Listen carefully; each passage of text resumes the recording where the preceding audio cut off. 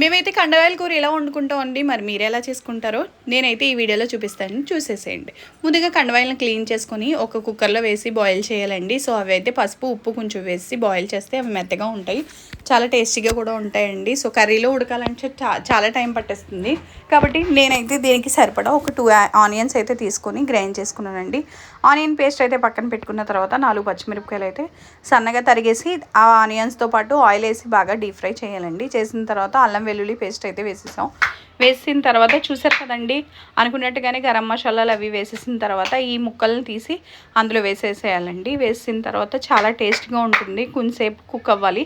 అయిన తర్వాత గార్నిష్ కోసం కొత్తిమీర అయితే వేసేసానండి. చాలా టేస్ట్గా ఉండే ఈ కండవాయల కర్రీ ఇంకా ఫ్రై కూడా చాలా బాగుంటుంది. మేము కర్రీని కొంచెం దగ్గరగా ఉండి ఫ్రై టైప్లో చేసుకున్నామండి.